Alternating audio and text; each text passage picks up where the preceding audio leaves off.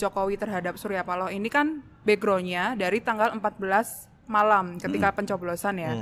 Jokowi mengundanglah Prabowo, Gibran, kemudian ada satu lagi Pratikno gitu ya, yang saat itu juga setelah acara di Istora ya, karena kan mereka melakukan selebrasi kan di Istora gitu. Dan itu pertemuan kedua hari itu kan. Hari itu pertemuan kedua karena dengan yang Prabowo. Paginya, setelah penghitungan suara mulai quick count itu kan Prabowo ketemu juga dengan Jokowi kan. Betul. Informasi Jokowi yang sudah memanggil kita dapat ya. Jokowi memanggil Prabowo ya sore hari. Nah, malamnya setelah hajatan di Istora, kemudian Jokowi memanggil untuk yang kedua kalinya. Oke. Waktu itu adalah baru saja selesai pemungutan suara dan juga kemudian ada quick count. Iya, betul. Dan setelah itu Prabowo dipanggil dan yang informasi yang gue dapetin adalah bahwa Prabowo ini diminta untuk mengamankan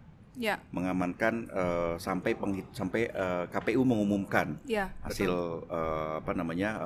rekapitulasi suara nasional ya. Nah, kenapa kemudian harus diamankan dari awal? Kenapa mereka tidak larut dalam kemenangan dulu ya, tapi kok mengamankan? Karena ada kekhawatiran, Pram. Nah, ini kan suara 01 dan 03 ini secara parlemen kan sekarang mendominasi ya, Kang ya. Lebih dari 50% kan, PKB, P3, PDIP, Nasdem dan PKS begitu kan. Dengan nyebrangnya satu partai saja, hak angket itu tidak akan bisa running dengan mulus, gitu ya. Dan message-nya atau pesannya Jokowi kepada Prabowo, kepada Gibran waktu itu adalah mencoba untuk membuka komunikasi dengan partai-partai politik, juga dengan tokoh-tokoh kunci. Makanya besoknya kemudian beberapa hari setelahnya Prabowo bertemu dengan SBY di Pacitan begitu. Dan kalau kita melihat sebenarnya kalau memang pemilunya berjalan lurus-lurus aja gitu ya, harusnya tidak perlu ada pengamanan apapun.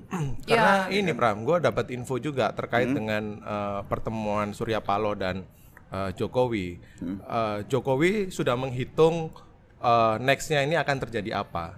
Salah satu yang terdekat itu adalah seperti yang sudah disinggung Cica tadi ya, Pram, soal hak angket begitu kan. Jadi gue dapat cerita dari salah satu petinggi Nasdem gitu ya. Mereka mengatakan bahwa kalau bisa Nasdem ini stay sampai 20 Oktober sampai pemerintahan atau periode Jokowi ini berakhir begitu. Dengan demikian koalisi yang sekarang ada, koalisi Jokowi sekarang ini tetap solid gitu, sehingga ketika ada upaya-upaya untuk menggulirkan hak angket itu bisa ditahan dengan komposisi suara di DPR sekarang.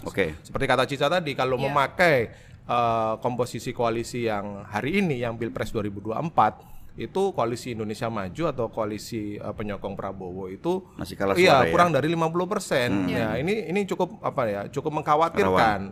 Gitu, cukup mengkhawatirkan kalau mereka bisa mengkonsolidasikan kekuatan dan kemudian benar-benar menggulirkan hak angket, itu akan menjadi salah satu bola liar dan peluru politik yang membahayakan begitu. Meskipun kalau kita anggap bahwa misalnya angket ini untuk memakzulkan memang perlu waktu yang cukup panjang tapi minimal memberi gangguan-gangguan politik selama 8-9 bulan tersisa ini bisa cukup merepotkan bagi konsolidasi kekuatan Prabowo dan Jokowi.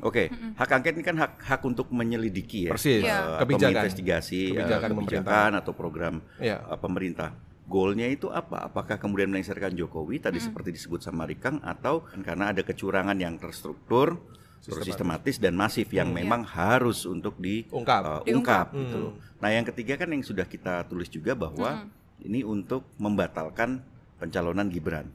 Benar ya seperti itu ya.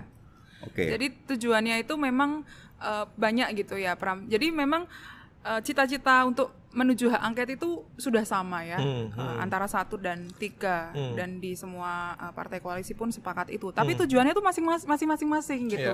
Belum satu satu barisan lah ini. Bahasa gitu loh. Jadi barisan banteng. Ada yang tujuannya itu untuk membatalkan yang sekarang hasil pemilu dan mengadakan pemilu ulang.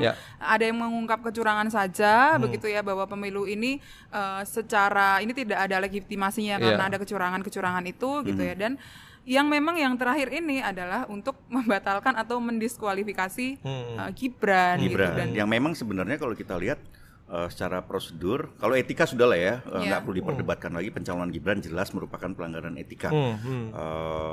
Baca aja lah majalah Tempo atau nonton BAP edisi-edisi sebelumnya gitu. Nah tapi kalau untuk secara formal pun juga sebenarnya tidak memenuhi syarat kan ketika dia mendaftar ke KPU ya, dan itu kemudian oleh DKPP, Ketua KPU, anggota KPU juga diberikan sanksi gitu.